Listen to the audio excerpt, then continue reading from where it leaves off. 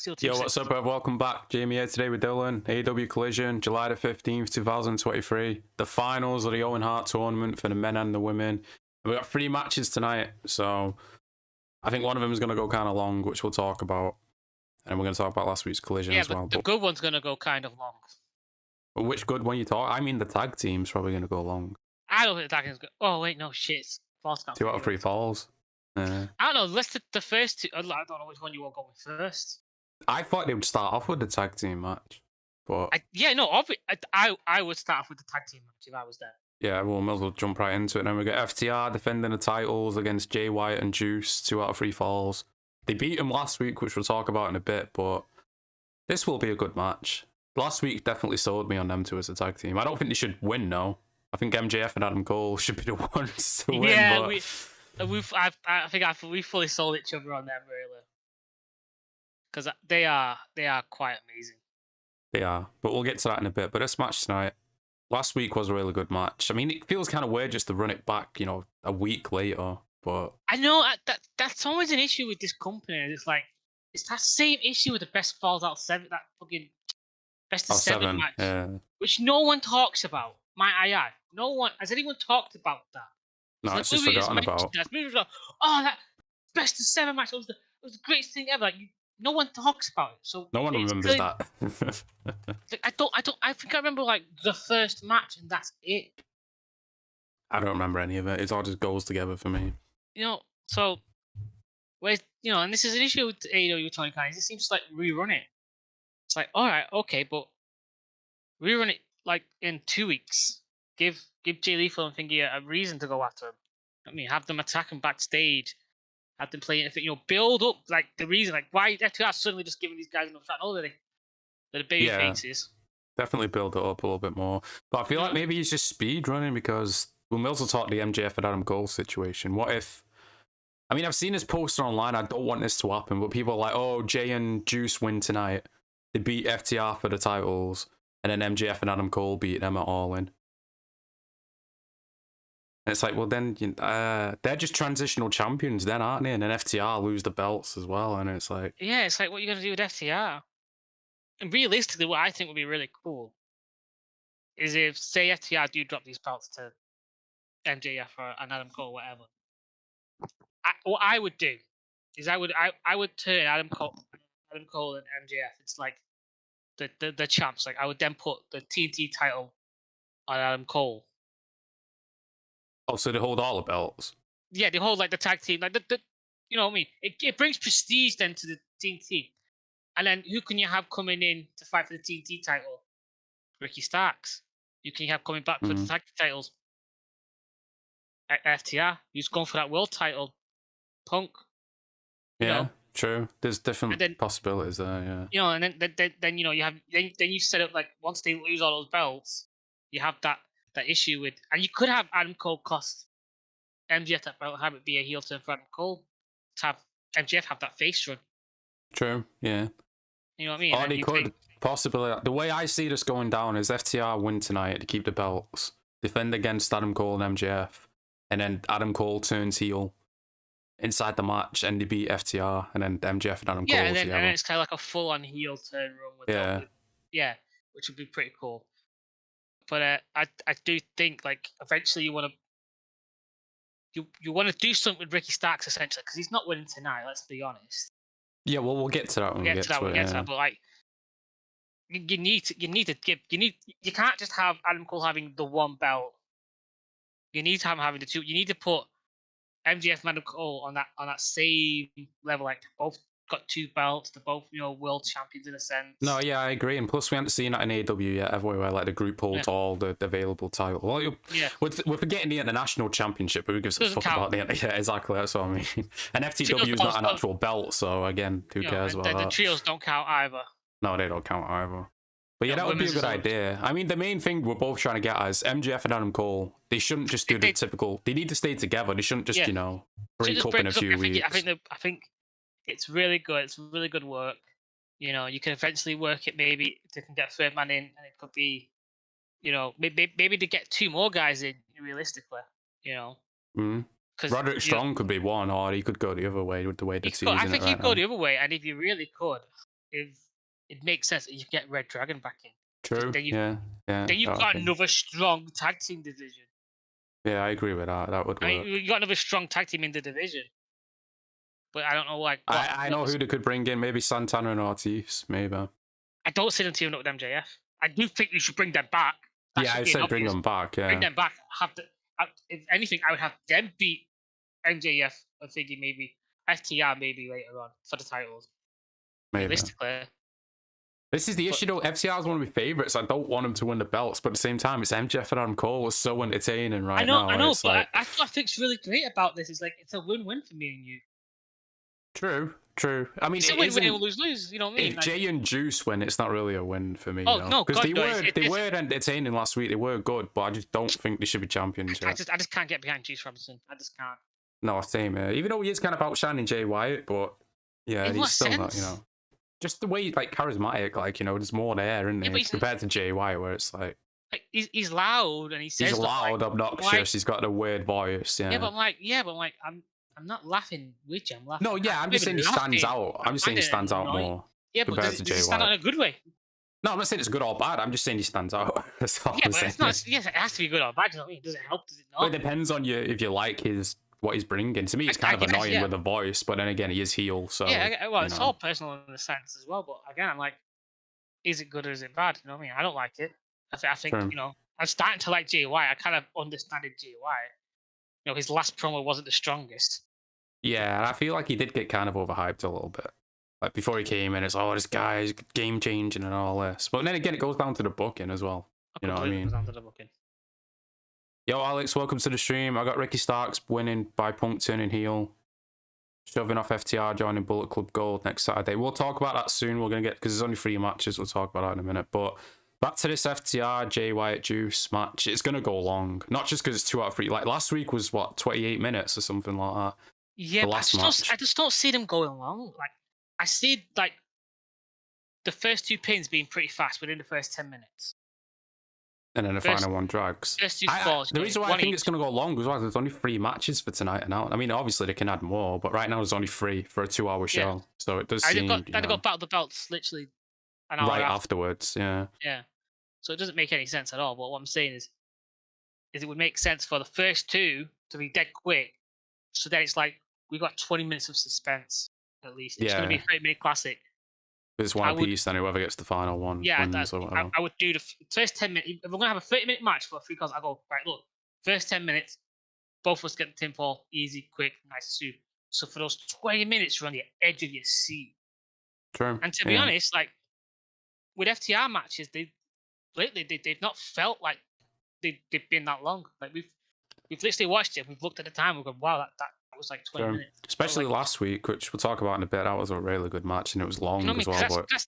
And because it's a tag team, like 30 minutes don't seem that long because the idea being like you suddenly have like so many minutes with one guy, so many minutes with, you know what I mean? Each one has enough time. Yeah, it switches out instead of just the same 2 people or whatever. And because it was like 20 minutes, 50 minutes, whatever since we saw the last sort of pairing, it's sort of refreshed again. You know what I mean? It's now new again.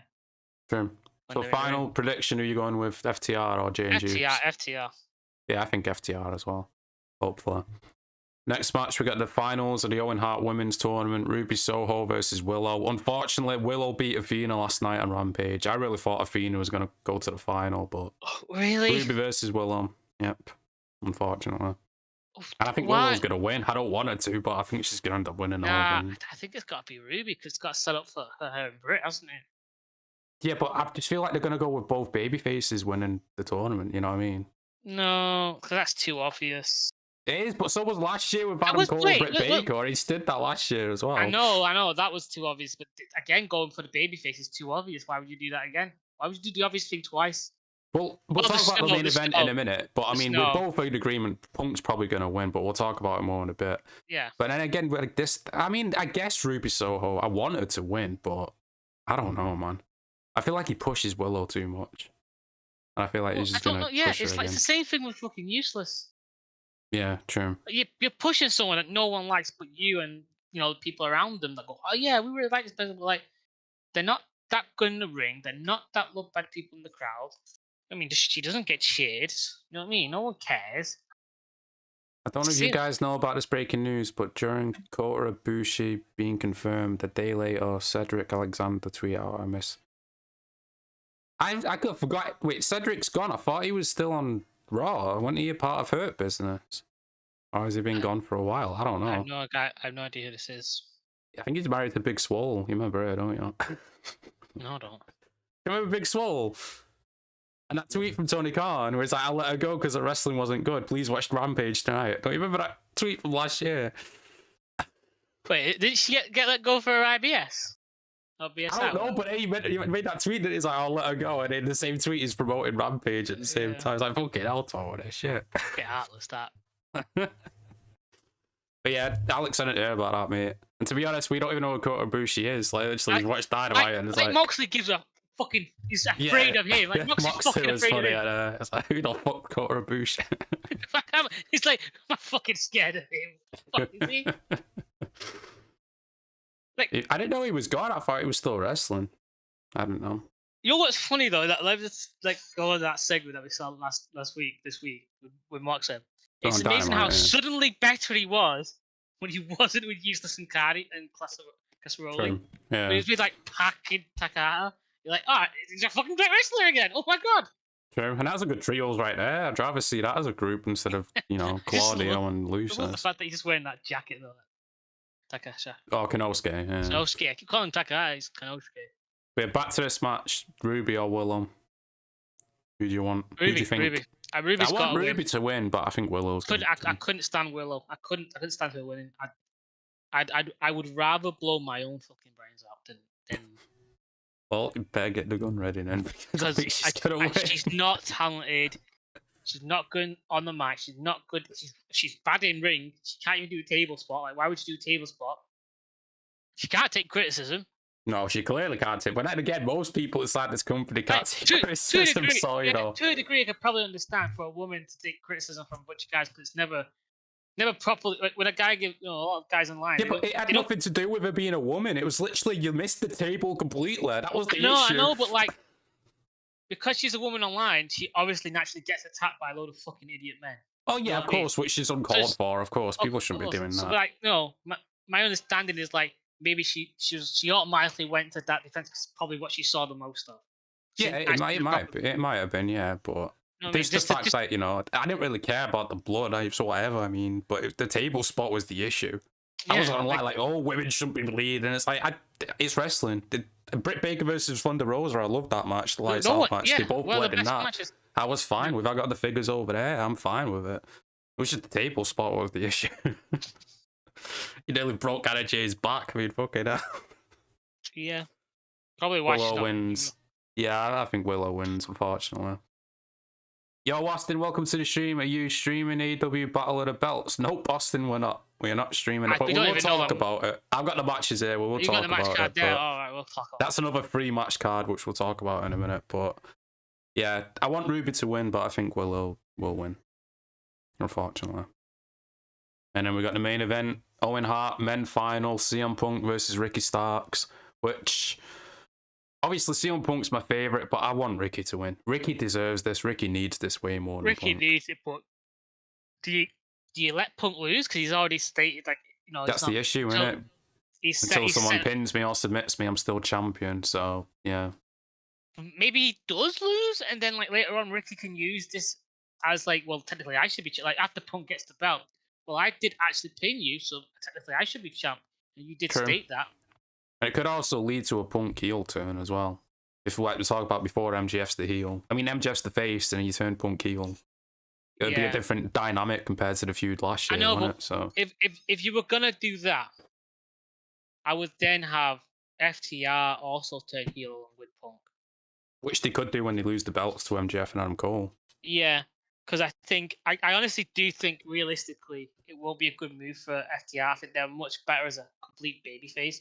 But I think the fact that they team up with Punk and they're so good together in ring on the mic, that if they're with Punk as heels, it will 100% work. Yeah, and he can even lean into that no flips, just fist thing more as a heels. You know what I mean? He can beat up all the because they got a lot of high flyers in AEW, so they could easily do the heel thing and get booed. It'll be easy for him. It could probably be like a much better version of like the Blackpool Combat Club. You know what I mean? Yeah, That true. was But their instead of focused on blood, they'll just be like, no, this is real wrestling. no, This is, you yeah, know, 20-minute stuff grapples and shit like like that. that. Yeah, headlocks. Yeah, But in terms of like the match itself, I am looking forward to it because obviously Ricky Starks is 100%. amazing, and I don't Ricky's care what people say. Punk is looking good. Obviously, he's 10 years ago. You know, he's not as fast as he was 10 years ago, but yeah, but I he think still looks decent to me. He don't seem, you know, completely out of breath or gassed within the he's, five yeah, minutes. he's not like fucking Jericho, where Jericho's clearly like getting red hot, like just coming down the ramp. True. Yeah. You know what I mean? Punk's smart, like he knows to take a rest spot. You know what I mean? He knows that. Yeah, especially that match with Joe last week, which we'll talk I'm about. not like Joe's what the same age as Punk, a little bit older, isn't he? I think just maybe a little bit younger, like a year or two younger, or something Yeah, like that. so Maybe. like within the same range.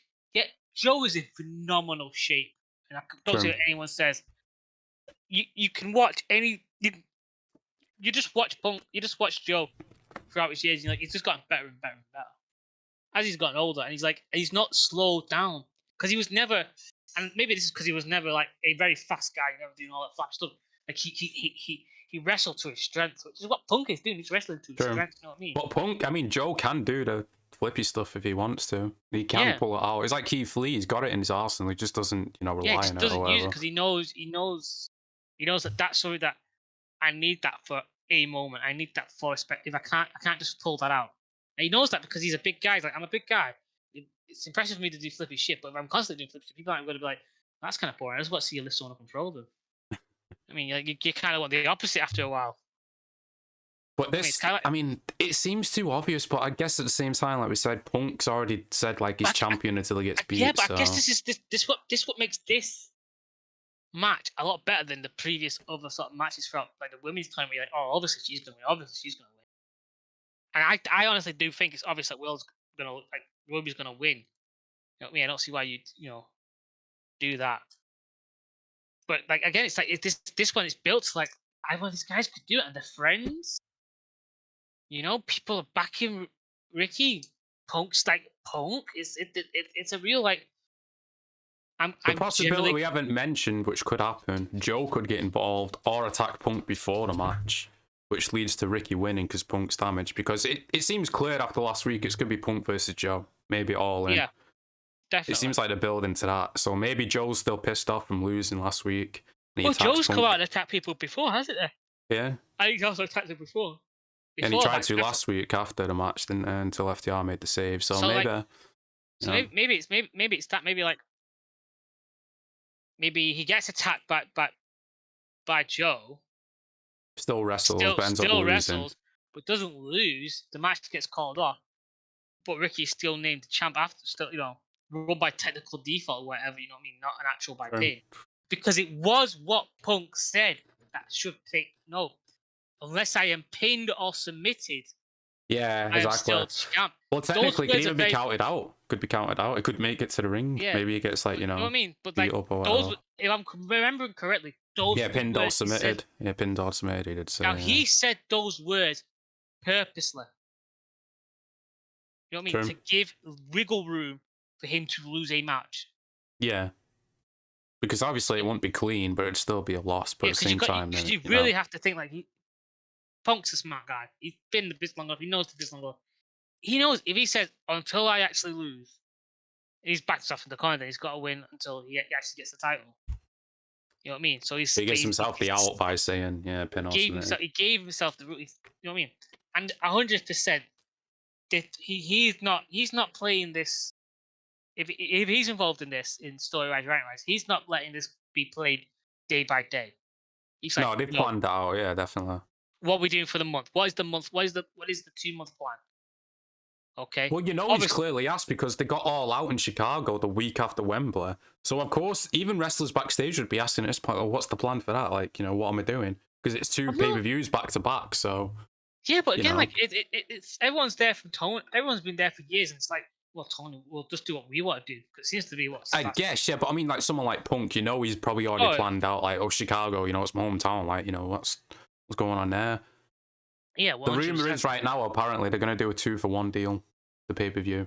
So you buy All In and All Out, and you get it 2 for the price of 1. So it is going to be pay-per-view after all on Fight TV or whatever.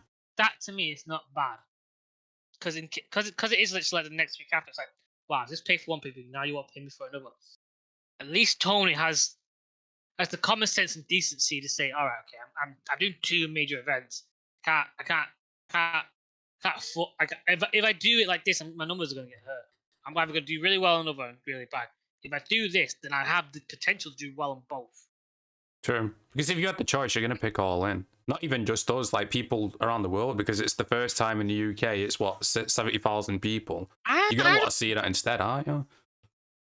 I think the numbers would be split on that realistically, because it's Chicago with Punk. Yeah, but I mean, it's not the first time Chicago Punk, is it? How many times have they run Chicago already? Yeah, but I mean for a pay-per-view, because they're in a bigger arena, aren't they? They literally did it last year in Chicago, didn't they? And All Out. All right, okay, then I guess you're right there, realistically, yeah. Because I think because they've already started selling tickets for that, didn't they? Yeah. And they've not sold any seats in the hard camera block. Like they've not opened those seats up. So I think they're already preparing for, not big numbers. Maybe, but I feel like they do all right with the pay-per-view attendance. It's just the weekly, especially in Canada, when they're every fucking week, and it's each week they do it, the audience goes down. I did see like it was built for such capacity. I think they're over halfway filled for what they've seated. True, and they're probably obviously same with Wembley. It'll sell more when they actually announce the matches. Right now, we know nothing. So yeah. But yeah, I'm gonna say Punk wins, but I want Ricky to win. I really do, but I don't think he is.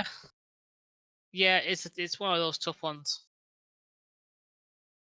Punk seems like the obvious choice. It seems too predictable if he wins. That's coming from a big Punk fan, but I don't think he should. All right, I've got the numbers for All Out here for the tickets. So it says available tickets 2023. Current setup is for 9,117. Tickets distributed 7,094. And like I said, like the hard camera section isn't been sold out. So they've done pretty well. If only like 2,000 are left from. Yeah, they'll easily sell it out when you get closer and start building it more. I'm just saying, like it's Chicago. Like, they'll fill out most of those seats realistically. It's just the hard camera section. They seem to fucking be stupid. True. But yeah, that's the 3 matches announced for tonight. I'm gonna see if there's anything else announced, but I definitely think there's probably gonna be some form of fucking. There'll be a Miro promo, maybe. House of Black Andrade. There'll be a squash match with him. I'm betting. Maybe, yeah. Yeah, I'm not seeing anything new right now. So straight after Collision tonight, they're doing Battle of the Belts. I think it's live as well, straight after. And they got 3 matches for that. We got Luchasaurus versus Shawn Spears for the TNT Championship. I think they're in Canada again, aren't they? Obviously, Shawn Spears is from Canada, but he's not winning that. Luchasaurus is keeping it. Well, it's not Luchasaurus, is it? No, it is Luchasaurus wrestling, but Christian's the champ. To be the champion. No, yeah, Luchasaurus is the champ, but what I'm saying is it's actually Christian's the champ, not Luchasaurus. Yeah, but Luchasaurus is doing the one who's wrestling. Christian will be ringside or whatever. We got Tony Storm versus Taya Valkyrie for the Women's Championship. Who cares? Tony Storm's going to win, of course. But whatever. And in the main event, Orange Cassidy versus Lance Archer for the International Championship. Oh, come on, Lance. Oh, I wish, but come on. They ain't going to drop Orange's belt on a fucking Saturday show at 11 o'clock at night. They ain't doing it. Yeah, no, they got to. I wish they would, but I just don't think he's going to do that. What is the fucking point of bringing Archer back just to lose to Cassidy? To build up Cassidy even more? It's fucking ridiculous. It is stupid. It really is. Lance could be a beast if you push him right, but instead he's just always in New Japan or whatever. He'd be a monster. Yeah. They don't know how to book monsters in this company. You could just tell Hobbs is the same way. Like, you got these big guys and you don't know what to do with them. It's like, what the fuck? It's not hard to push them just as monsters, is it? You don't need to partner them up with QT Marshall and all this shit. Snake with him. It's like, why are you not listening to this man, this veteran, this absolute fucking living legend that walks your goddamn company? So how do you not open your eyes?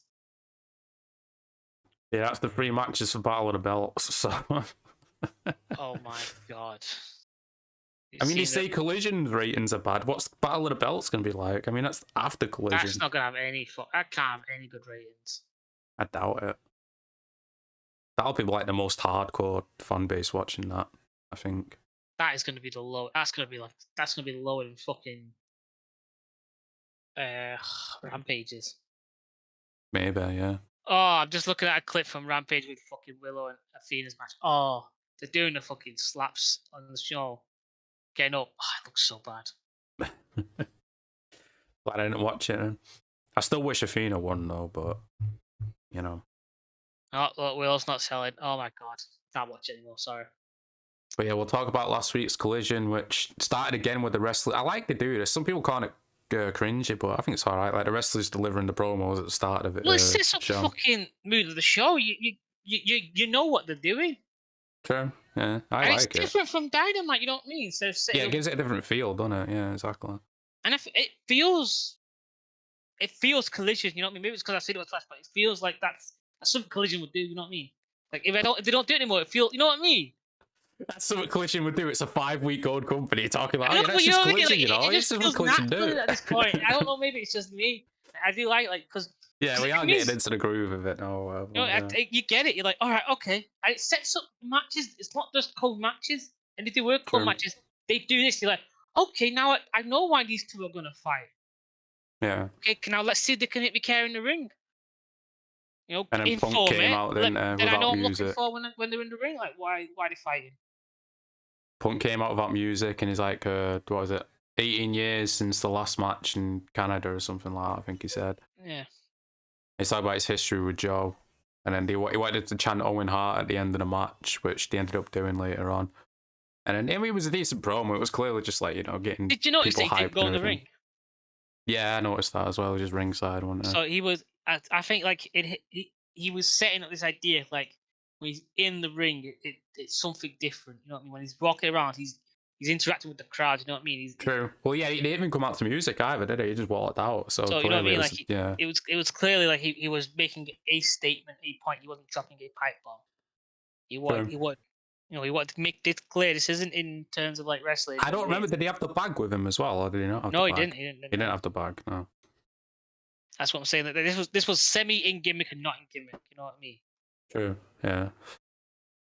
And from there, we had Ricky Starks versus Powerhouse Hobbs, which Ricky ended up winning. Obviously, there's history between these two, but it was a good match. It was a good match. It's just this whole QT Marshall bullshit, because of course he got involved. Starks was in control early in the match. And then what was it? The finish was QT was trying to get Hobbs' attention, but Audrey was distracted for ages. And then it led to Ricky winning, and Hobbs pushed QT afterwards. So hopefully he ends up splitting from him. Oh yeah, because fucking what's his name came in, and I think Hobbs like picked him up and threw him all like chokeslammed him or something. Oh yeah, Aaron Solo or whatever, yeah. And he was about to get QT, and then the girl came and stopped, and he walked away. Yeah. So hopefully they push Hobbs by himself, because why you? I don't understand the logic. This was done to get QT Marshall on TV. This wasn't done to advance Hobbs. It was like, oh, let's get QT on TV. I don't know. I don't know. Maybe this idea like, oh, QT's really good at training them. Maybe if we get him on camera, he's good at selling them. He'll be good at getting them to do promos. Like, Hobbs is fine on the mic. Exactly. He's fine on the mic. He's fine inside the ring. Why does he need a fucking jobber group around him? You know I don't understand. Like, you know, backstage, you know, I say his mic work is fine. It could always do better. You know what I mean? But I think that's more in terms of like you need someone to tell a story. I don't think Hobbs is necessarily a storyteller. Like he's good at promo work. He's good at getting the crowd, you know, doing that. But like the stories he's been telling have been really sort of like missing hit because he's not been having the fucking opportunity to sell them. I guess it's his fault more Tony for not booking him right. Again, a really good big monster heel he can have.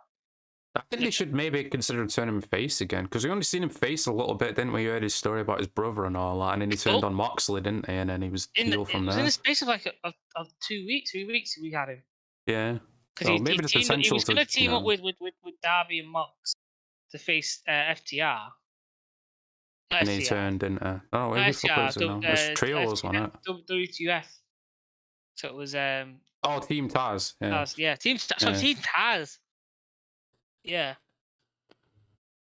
Which was just Ricky Starks. I'd push him as a face. Just, I mean, eventually you could even reunite Ricky and Hobbs. You could do that. That would be, you could bring Brian Cage, reunite Team Taz. That means you got Taz back on the mic. I'd be happy with that. Yeah. That might actually help Hook out as well, because Hook right now, I mean, It just seems like he's floating. See the promo that he that was put on Twitter? No, when he sat down like outside or something. I don't know. Like, what is that? Honestly, I get what you're trying to do. It's like, I don't care. I'll see you on this day. But I'm like, no. Isn't that Orange Cassidy's gimmick anyway that he doesn't care? I guess. I mean? Yeah, but like. So what's Hook's gimmick? He doesn't talk and he doesn't care and he's just a silent badass. You're because you really liked him from the start. Yeah, I was liking him at the start because I thought it would go somewhere. It's not going anywhere. Which I'm about to get to in this next thing, because Miro's promo last week, I'm sorry, but I'm a fan of Miro, but what the fuck? It's just the same shit again. He mentions his wife, he's talking about God or whatever, like, oh, I'm going to do this and that, my wife's flexible. And it's like, you're just doing the same shit over and over. Like, is this going to lead somewhere, or are we just going to, you know, talk to the camera every week? I told you from the beginning, because that was the same thought I had when I heard this when he mentioned his wife. Like, fucking hell, you're starting to sound like, what's his name? Fucking Rob Zombie when he puts his wife in those movies. Oh yeah, true. Like it's like every week he's just talking about his wife and his daughter, and it's like I'm starting to think maybe not so confident, you know, with your relationship with your wife. You have to mention every 5 minutes. You know, you okay? You getting attacked at home? Like last year or whatever, we thought this was leading to her coming into the company, and that never happened. And now he's just doing it again. It's like, so every week you're just gonna mention your wife and then your God, and then like, where's it going? I'm a fan of Miro inside the ring, but right now it just seems like you're spinning your wheels. I can understand the God thing, because the whole point is like his God has left him, so he's now going to prove his God wrong. But it's not what he's telling. It's not what he's saying. Like that was the original concept, but he's not directing it properly. No, but how is he going to prove him wrong? What's he going to do? Who's he going to beat? What's he going to win? Yeah, like, so that's what I'm saying. Like, you know what I mean? Like, we don't know what he's going to do. He just keeps talking about it. It's like, well, enough talk, do something. And you guys laughed at me for thinking he wasn't great. No, I'm not saying he isn't great. Again, it comes down to the booking. If this is all his idea, then yeah, this is... Well, yeah, if this is his idea, then yeah, this is Miro's fault. Yeah. I told you. It's the Bray Wyatt effect in a way. If this is all his creative, then yeah, it is his fault. But if it isn't, if he's like, oh, I want to be doing this, I want to be doing that, and Tony's like, no, we need you to talk more. We need you to talk more. Then I don't know what it is, but it just seems like just spinning the wheels. It just seems like it's going nowhere right now. You know what I mean? Like, Tony Khan, a booker shouldn't necessarily be the creative force. You know what I mean? No. When this guy's got that many jobs going on, like all these different companies and all that, and all these different shows as well. Never mind. Yeah, that. Maybe I don't know the full on like understanding of like what booker is. I just know booker's the one who kind of butts up the matches, and then if he has an idea for a story, she puts his input. But I would assume for a company like this, why do you not have someone in creative, like a creative department? Because this is his dream, innit? Since he was a kid, this is what he wanted, to run the company himself. He don't want to relegate him, you know. You want to run a successful company, you have to hire other people. You have to delegate. Maybe it's not about success. Maybe it's just about him living his fantasy and playing with his toys. Maybe that's what it is. Yeah, but he's got people's livelihoods on the line. You know what I mean? He's got true, but he's paying them good money though, and it's like, you know. Yeah, and that's gonna bankrupt him. He's fucking himself just to live a dream. I get living a dream, but like live a dream to like a sensible point. Well, actually, this brings up a good point. I forgot to bring this up, but remember I sent you that list, and apparently AEW was starting to ban all this like I said that should have been done from the beginning. True. Yeah. Like, so maybe it'd start going that way, because it really should have, like, the amount of shit. There's obviously doing, like fucking unclear table chair shots. That should have been first on the list. That should have been like Tony's day one. Like, yeah, don't want any necessary unplanned table head shots or whatever. True. And the thing that got me was like, the list they were bringing up, it's like, oh, some stuff is allowed, but you got to bring it up with a coach first. And like, so before this, it was just all like, oh, you just decide on the fly, like, oh yeah, I'm going to bleed. You don't tell people beforehand you're going to bleed, you just do it. Or I'm going to throw something at a crowd member or whatever. You don't talk about that beforehand, like, oh, I'm going to interact with the crowd, you just go there and do it. It's like, that seems like you're setting yourself up for a lawsuit or something. It's like, shouldn't you be discussing that beforehand? Like, I mean, especially like buckle bums. I'd 100% ban them after how many people are fucking retired from them. And same with the fucking pile drivers. Like, you're just throwing them out like it's nothing. What happens if someone gets crippled from it and it's just a move for just the sake of it? List, 3 to 4, kicks to the face, high kicks, sweet chin music, you know what I mean? Oh yeah, the super kicks, yeah. Super kicks, only about 4 or 5 of them in a match. After that, I'm starting to fucking fine you a few grand. We know he won't do that though, because the Young Bucks can't wrestle without throwing those kicks. That's all they know. They can't fucking wrestle in general. True. but they'd be lost without the kicks. Imagine they'd just be fucking flipping They about could all the actually be time. good. They could actually be good. But yeah, after that we had the Julia Hart match, which Oh God. what the hell, man? I don't see it. I don't see it. Right.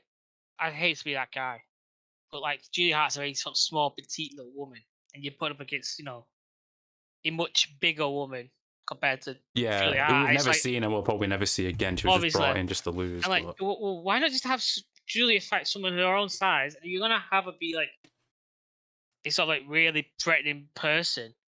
You'd have like, oh, she's really good at like getting into submissions or whatever, or taking a beating or something. yeah, It's but just this match just felt flat. It just felt yeah. nothing.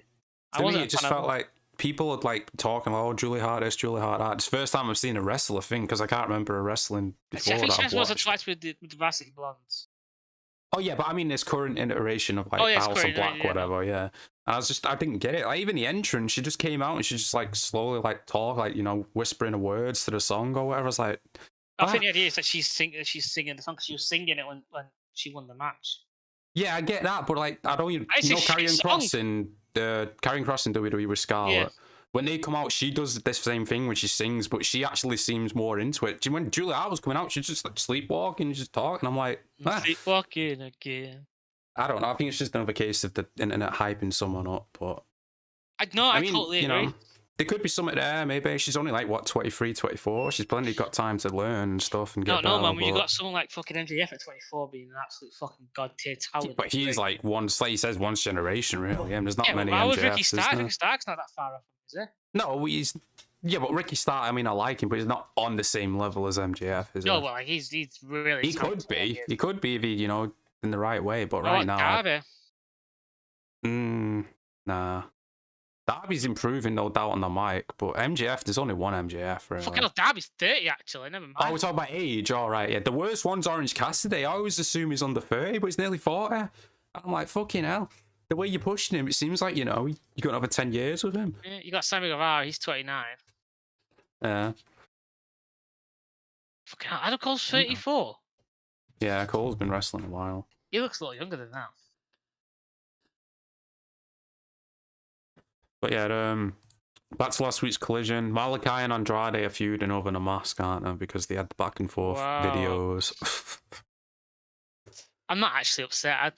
I just think I understand the idea behind the story they're telling. That like Andrade has a mask tied behind because he thinks it's cool, whereas I have to hide behind this mask because that's my real face. I have to take it off when I get in the ring. I kind of get like the story they're kind of telling here. So I just hope they can tell it a little better than they have been. Again, it was only one promo. So yeah, it was only one promo. It seems like they were trying to go for really deep stuff when it doesn't seem that deep. But, it will be a great match. Malachi versus Andrade. They've done it in NXT. It was good. Talented men. Yeah, so it will be a great match. Hopefully it's all in. Just being selfish, but I'd like to see that all in. That would be good. Well, we'd like some matches for all in at least. You know what I mean? Yeah, true. Not just a lot of tag matches. I mean, fucking hell. I want actual, I don't think the Young Bucks will be at all in. Well, what if they do, like, Collision is the all-out show and All In's the Dynamite show? What if they do that? We're going to be fucked then, aren't we? No. I don't think they'll be at either because it's Chicago and it's London. It's like, well, obviously you're going to have Punk in London. Yeah, but what if they're like, well, we're not going to Chicago. They'll boo us out the building. At least in London, we got a better chance. They won't be in either pay-per-views. Well, no, they'd choose London, wouldn't they, over Chicago? Not Punk's there. Well, I don't think they will. It won't be as easy to get away with... Well, yeah, but I mean, the show's gonna be what? Punk could literally have gone home. It'd be harder for them just to suddenly go home, won't it? They could go hotel, or they could just leave the arena. Or I don't know. Tony's probably booking the same fucking hotel for everyone. I guess. I would love it if they got the same fucking room. Oh, if they were on the same floor, room to room. Nah, they probably make sure that they're not anywhere close to each other. Not if I had anything to do with it. But yeah, we had Jay and Juice beating FTR. This match was really good, man. Holy shit. It was long, but it didn't feel long. Cash was in for most of the match. He got a hot tag to Dax, and Jay White barely kicked out. I don't even remember the spot, but it seemed like FTR won it, and he kicked out at like the last fucking second. It was a close count, man. It was great good. Match, yeah. It was I remember it being great. I remember enjoying it. I just don't remember much about it. Yeah, true. I just remember really enjoying it. I think I was so soured on the fucking Julia Hart match. Because I sent you a message right after because we didn't watch it together. I was like, I'm a fan of Julia Hart. I really liked the fact that she was selling that whole eye thing for about a solid year before anything happened. But this match was so fucking dull. It's kind of rolled into my memory of FTR's one. So like I know it was great. I just can't remember what it was about. The finish Like, as I well. do remember that Dax was in it quite a lot. Yeah. Which I think is a common theme with them. Dax is in it for a while, then Cash is the True. guy. But the end, Juice pinned Dax, and Cash was about to make it in, but he didn't break it up in time. He was just like 2 feet away from breaking up or whatever. So he announced this week, like we talked about before, 2 out of 3 falls, which it's gonna be a good match. We talked about it before. There's no point in going into it again. We talked about it before. Okay, Scorpio okay. Sky beat Action Andrade, and I skipped this match. I don't know if you watched it, but I skipped it. I was like, nah. Did I saw Scorpio Sky and I was like, skip. I'm guessing there was a lot of flips. I'm guessing. I saw Action Andrade. I went, nope, Skipping. That guy's supposed to be a star. Remember, he beat Jericho that one time. Oh, yeah, I made him a star. He's fighting. I saw this guy in dark and was like, I'm gonna make him a star. He's gonna beat me once and he's gonna disappear. That's a star. You know what I mean? I guess, yeah.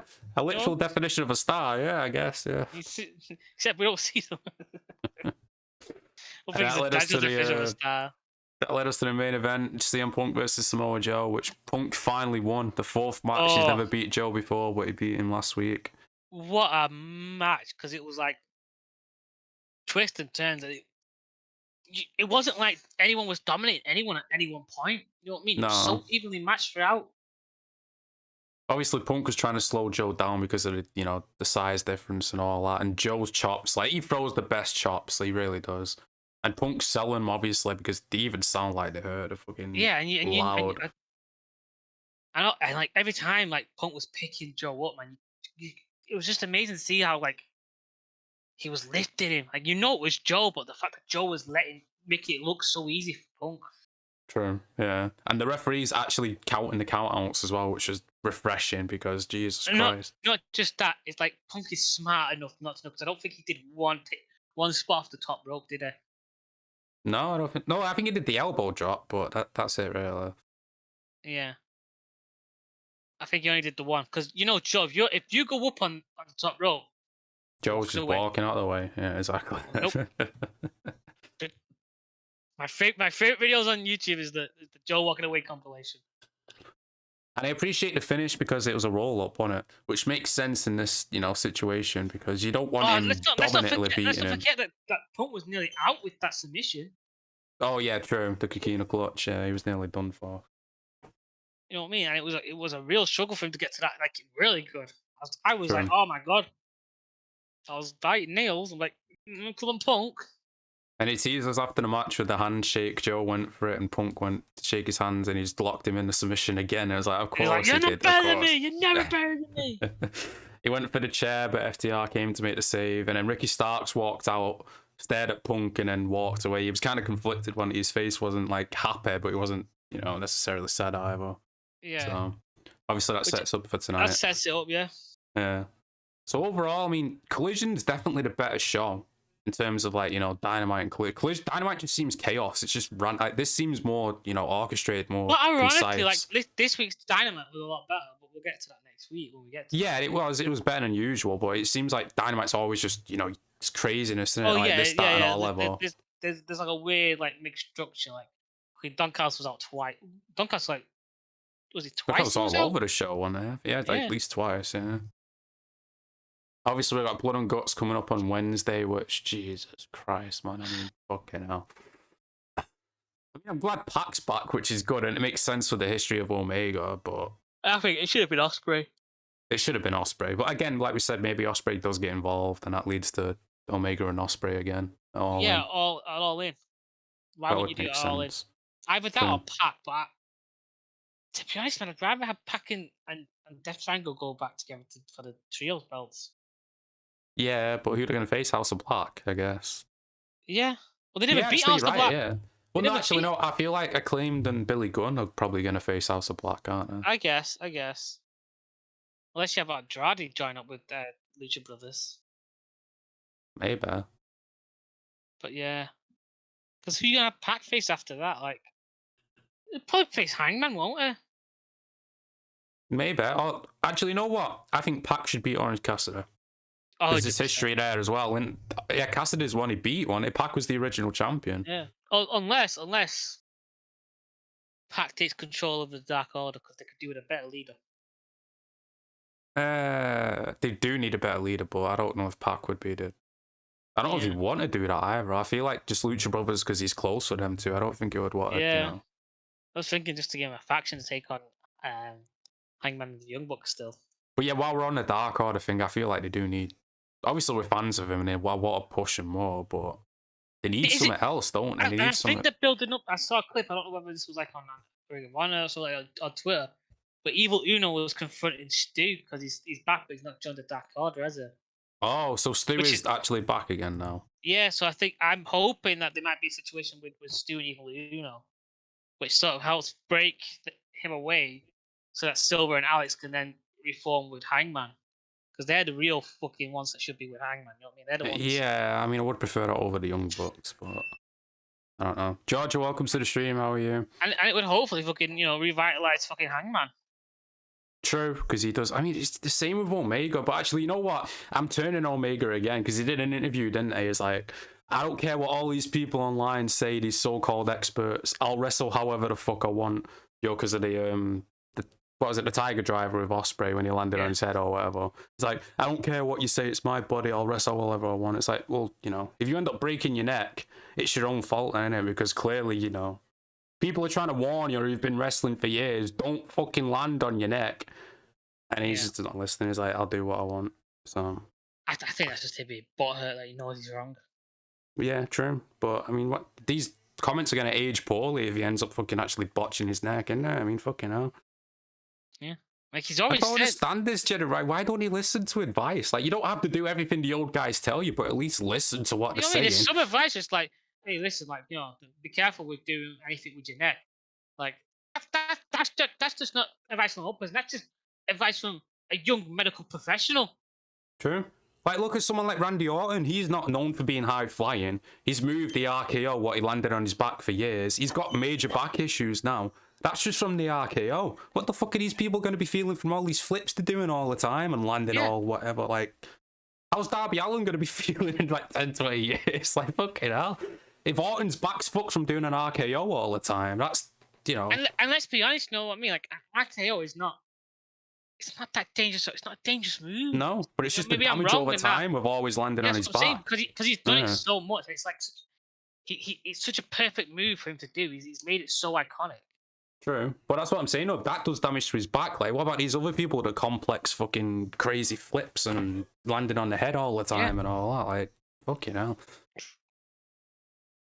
But it's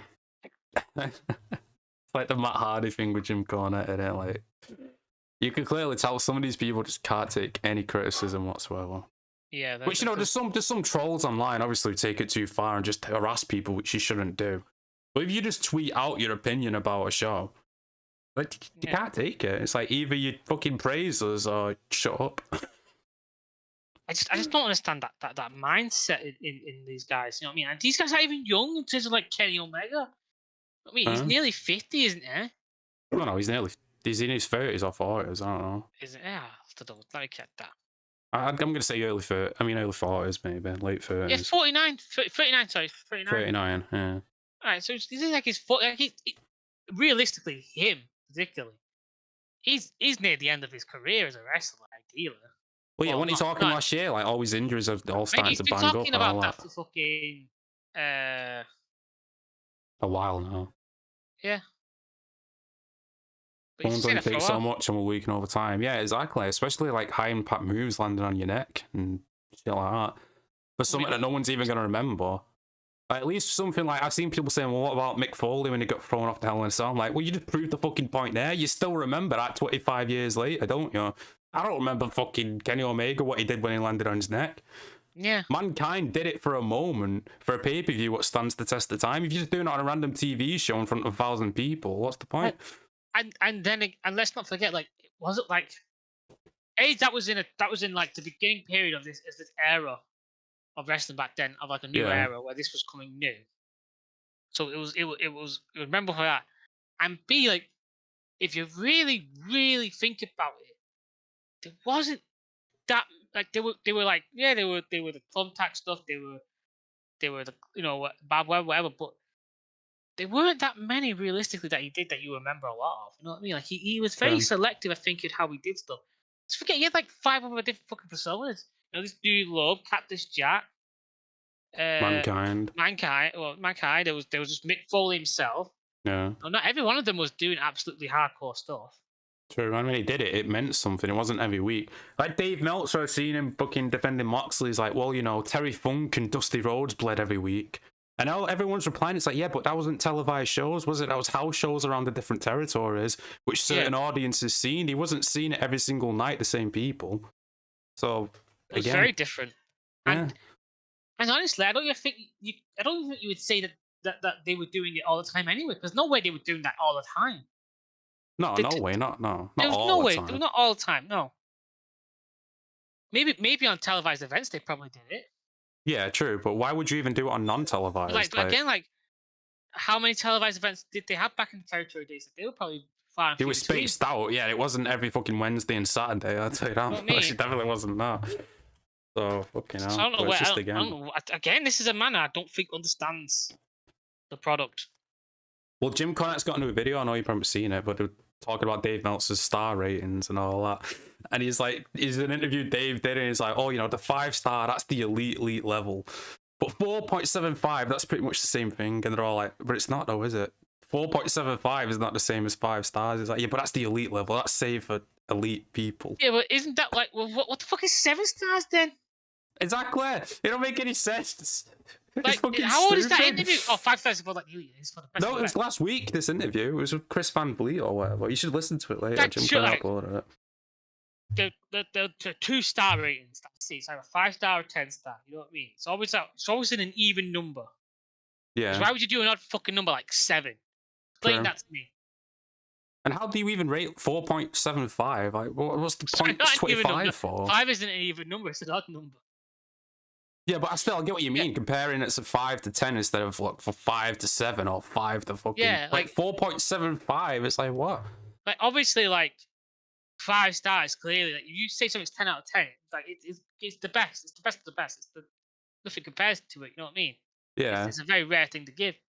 But like, does he give like 5-star ratings out to any fucking job and match that says, "Oh, I'm a big fan of Dave Meltzer"? It's suddenly 5 stars. Yeah, exactly. That's what I was about to say. The guy brought up, he's like, the whole TNA history, they had 1 5-star match apparently to Dave. Kurt Angle's had 0. WWE's had like 2 in the past 10 years or something like that. And he's like, but Kenny Omega's had 10 in the last 2 years. It's like, well, clearly there's a bias there, isn't there? What the fuck? Like, can you not understand? Can you not unpack how much WWE wrestling do you watch? I've only watched like 3 matches. Well, there's your fucking issue. Like, you're only watching Kenny Omega. Of course, you're only gonna Maybe they're doing these outrageous things on weekly shows because they know they're losing viewership, trying to pull people back with the wild factor. Yeah, but that's the thing, though. Like you said, it doesn't work. It's the same with the blood. It's like if you know you're going to see it every single week, you're not going to tune in for it. And if everyone's doing the flips and all these moves, it doesn't really stand out because you know 90% of the wrestlers are doing it anyway. I know what you're saying, George, and there's a level to that that's done everywhere. I know. That's part of AEW's problem as well. They don't build for people to tune in, did they? It's just, there's this match for the sake of it. It's not like building a story throughout the show. I mean, they're starting to do it now with Adam Cole and MJF, but before that... How big is that bottle? Yeah, it is a big bottle. You know what? It actually saved me quite a lot. Because, like, my normal bottle that I usually have, that I use for work, I could drink that, and then I have to go downstairs, refill it, and then when I go to bed, I drink that through the night, and then I get thirsty, it'd be empty, so I have to go down and refill it again. Whereas that, it'll do me throughout the day and all that, and then I fill it up, and it'll do me throughout the night. Calm down. Yeah, man, you really need to. It's the only thing you're the king of. You're not the king of Power Rangers. No, I dare not give myself that title. That belongs to one man. Let's see if they've announced anything more for tonight's show. I doubt they have, though. Rematch show. Like I said, I think the tag I team got it match from is going to go Amazon. long. I'll send you the link. Yeah, I'm not seeing anything.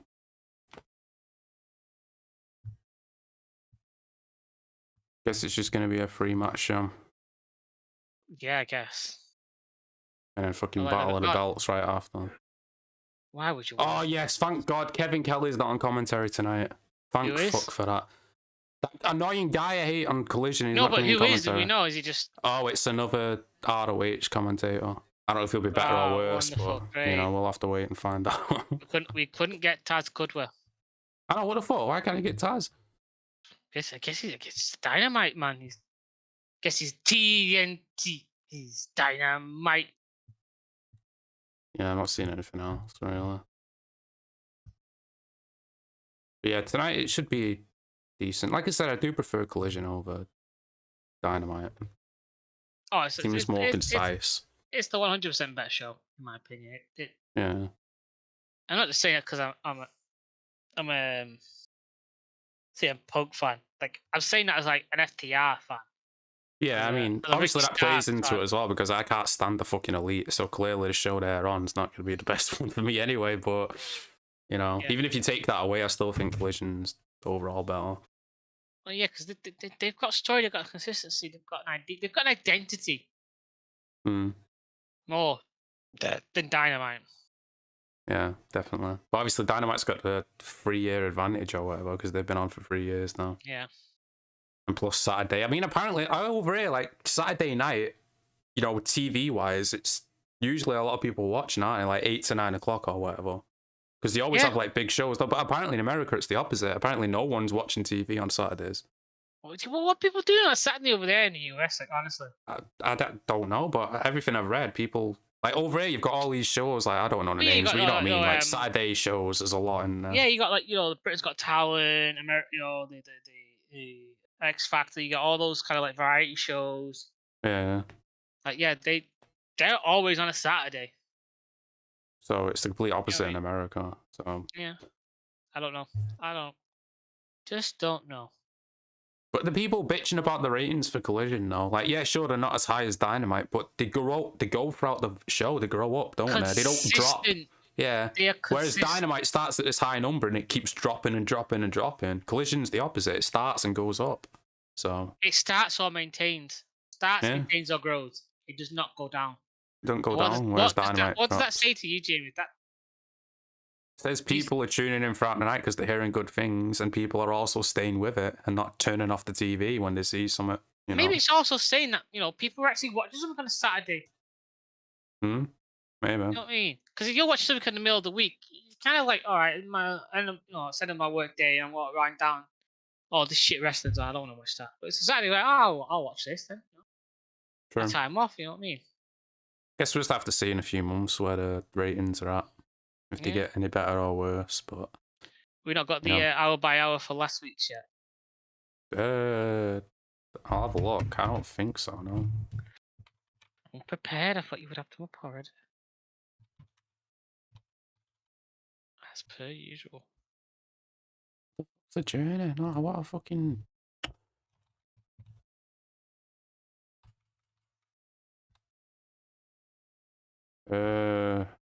It was 580,000.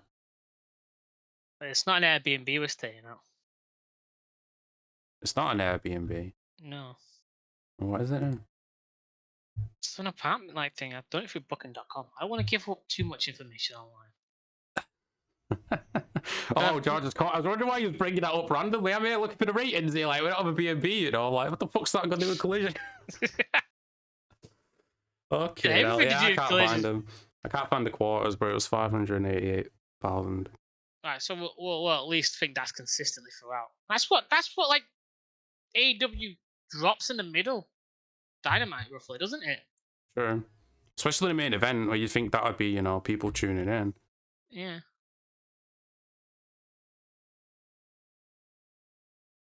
Right, here we go. I found it. Started off at 556,000 for the Punk promo video and the start of Ricky versus Powerhouse. Then it goes up to 587,000 for the end of that match. Then it's Julia Hart, Andrade. It drops down like 20,000. All right, that's understandable. Yeah. One of those matches wasn't great. FTR versus Bullet Club Gold starts, goes up 9,000, and then it goes up another 35,000 for the middle of the match, and then the end of the match drops because it's Scorpio Sky, so it drops 29,000 after that. But still, halfway through the middle of the match, they're up to 600,000 viewers. They lost them and then they retained them and then they lost them again.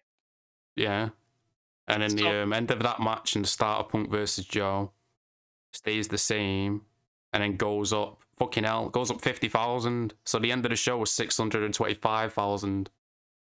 Again, that's Dynamite ending roughly. Yeah, exactly. That's Dynamite's ending number pretty much. Yeah, after they drop off. Punk and Joe brought in 50,000 people. Hmm. Okay. And didn't lose any either. Brought in. Yeah. Started off with a low number, but now imagine if they didn't have Scorpio Sky. Right, well, that's still that. I bet that still would have been 50,000. Because I doubt that would have been 20,000 coming back. Yeah, true.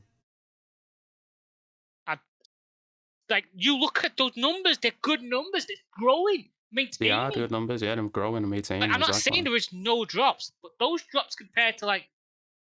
There's gonna be drops anyway. It's a 2-hour show, isn't it? Like people are gonna drop in and out, but compared to what fucking Young Bucks having a match, like how 200,000. 200,000, yeah. And that was the main event of the show, what they built up, and people were like, no, fuck that. 1,000 people just decided, you know what, I'm okay, champ, I'm not watching this. Yeah, I've seen what I've seen, I'm done. Can you break that down? How? They don't, it's just ignore that, they never bring it up. They have no explanation for it. I mean, the explanation is clear, people don't want to see it. Why would you ignore that? That's significant information, that's data.